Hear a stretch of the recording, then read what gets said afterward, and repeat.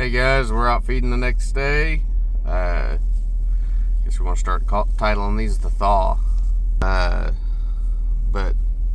I'm not running the hay around the tree line anymore. I ran the hay out across the pasture again.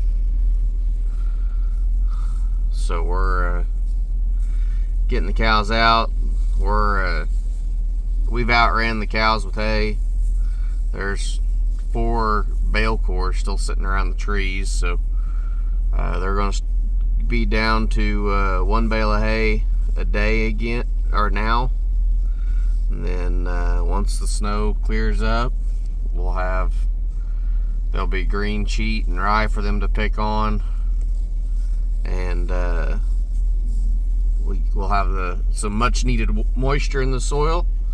So there'll be some green strips for them to eat, and we'll probably rotate the cattle to a new pasture, probably over where the horses are, and they'll clean up what hay the horses have left. And yeah, and then we'll put the horses over here, and the horses can clean up what the cows left, if anything. But once this all thaws out, so hopefully by the 1st of February we'll be moving. That was kind of the plan anyways. I was actually going to move on the 15th, but I knew I had my trees and water figured out on this side, so we just utilized this for now. But we'll, like I said, we'll move the cows around, get them on fresh pasture, and keep on going, get back down to 3 bales a week until the next storm. And I actually wouldn't mind another snowstorm if we got one. So it's brings good moisture. Snow brings a little bit of nitrogen for the soil.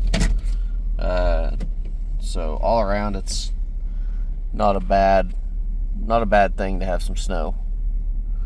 But like I said, we're out running the cows with hay. I'll show you what's left.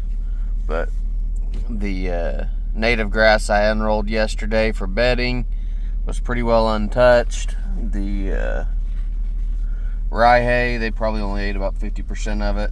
So like I said, I've showed you guys the cores whenever I get done, that I push them off in the trees or set them off kind of off to the side a little bit, and they've mauled them around a little bit like I said they would, but not near as much as I thought they would. So we're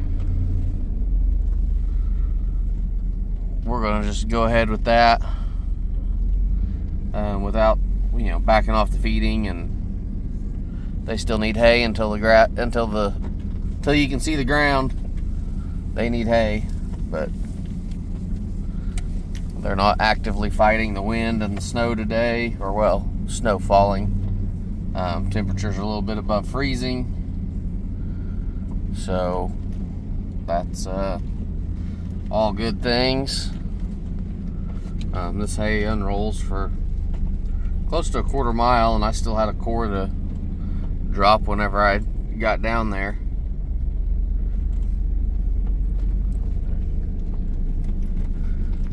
But I unrolled this one backwards, let them spread back out. We are driving right on top of the hay I unrolled before the storm. That's what I'm driving on top of. So the first day of preparation, whenever I unrolled the hay out in the field, this is what it was. And I said then I left a core, and the cattle ate it all, or would eat it all. And there's the core right there. There's a little bit extra straw right there, but it's stomped out and spread. They didn't stay looking like that. So like I said, cores aren't a huge issue, not in my world at least. If I was to change things up, it might be an issue, but that right there is just gonna concentrate some nutrients a little further away from the tree line, which is fine by us.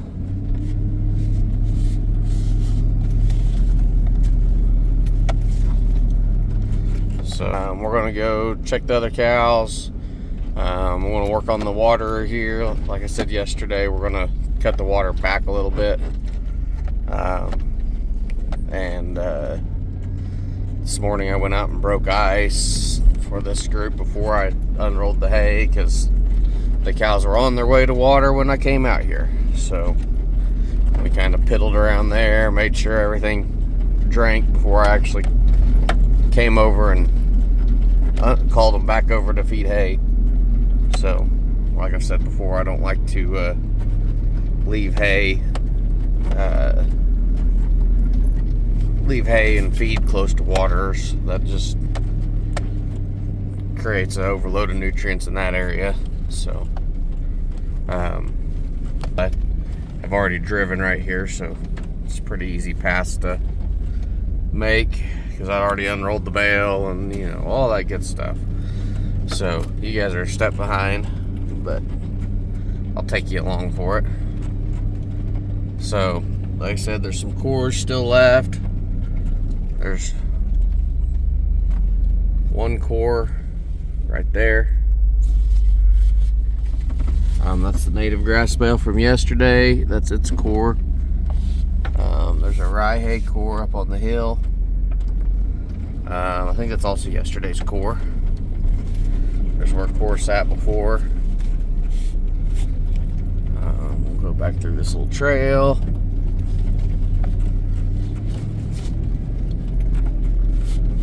I will say I'm about ready to sit in a different pickup other than this one.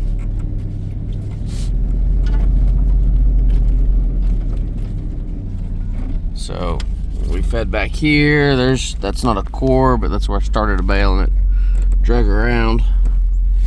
But they didn't, you know, they've left quite a bit of hay in this back corner.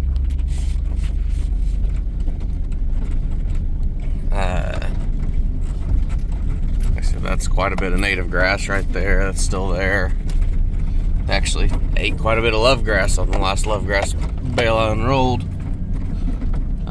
There's a love grass core there. That's one core. They just have molded around and split it into two pieces. So they'll get them all around on that for another couple days.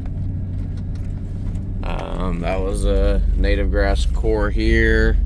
It's mostly gone. They'll stomp around on it, and you can see they peed and pooped, and it'll decompose. There's another core right in front of us that I left. I think I've left like 3 cores right through here.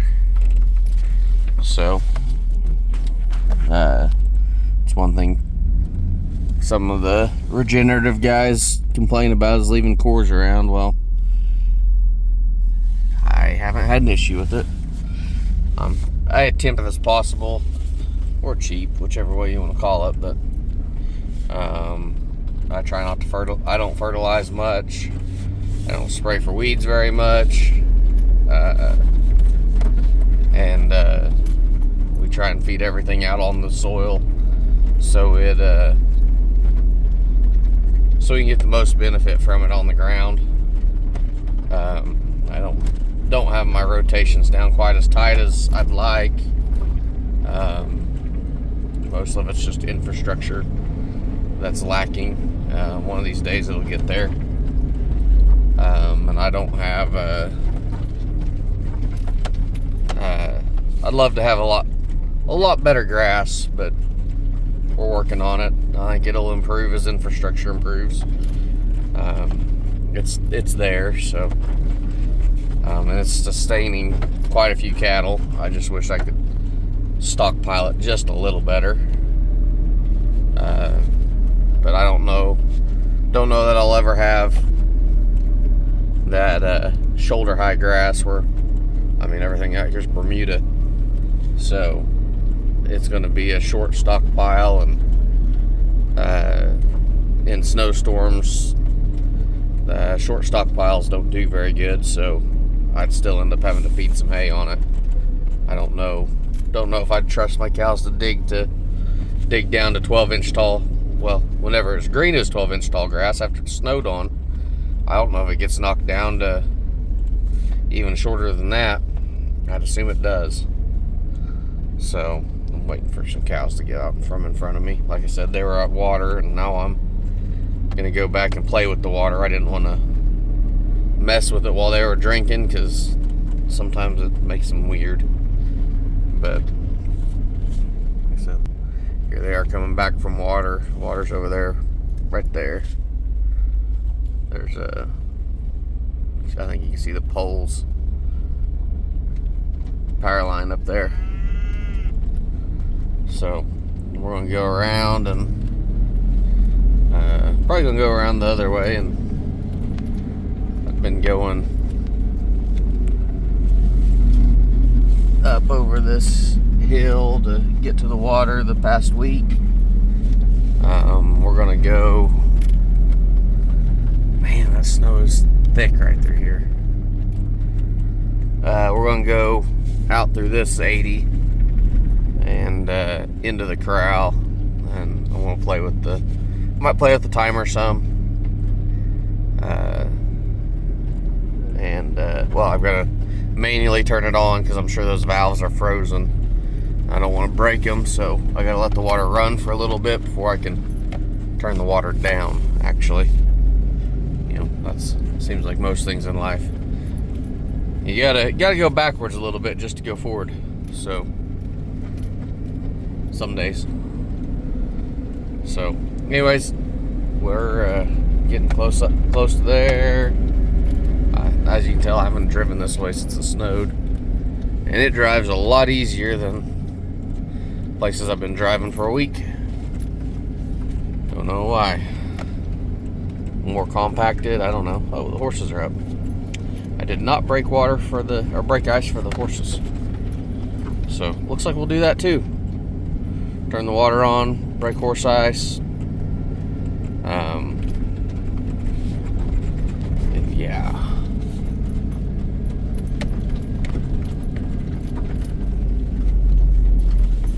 So I'm gonna break that ice, and then I'll get the water slowed down and kind of show you before and after that. So we'll catch you here in a second. All right, got water started. Let these valves warm up. You can tell I got more than enough water going out for these horses. You can see it's been overflowing on this side, runs down around this tank.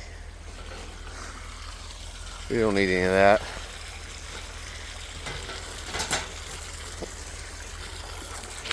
And some things are warming up. I'll cut that back a little bit. Rubber boots slick. That's still more water flow than those horses will ever drink. So you can tell this water was full this morning whenever I broke ice. So they've drank it down plenty. So when this water runs this afternoon, it'll have plenty to catch up. But we're gonna shut that down just a hair.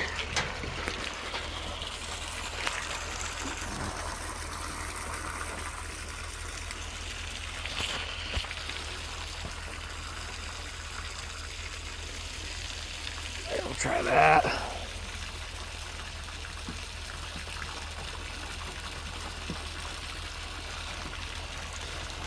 Might open to the north just a little bit. Not enough to do much, just relieve some pressure. So yeah, we're in a little bit of water there.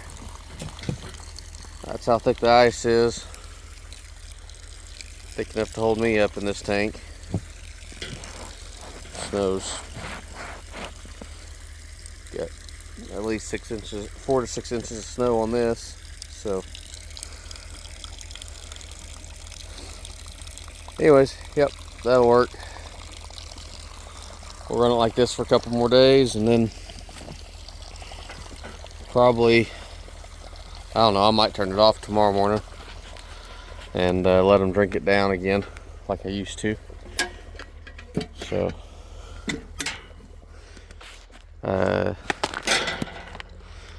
Ice. Yeah, that ice. Don't slip on it. Alright. So, just have water. You can see their ice chunks. Since that tank doesn't run as much as the cattle tank. Cattle tank water's inch and a half thick. That's 2.5 inches thick probably. Obviously it's thicker where it touches the edge of the tank, but it's not near as thick back here, and where little Mescalera standing wasn't very thick, so but obviously they can't break that.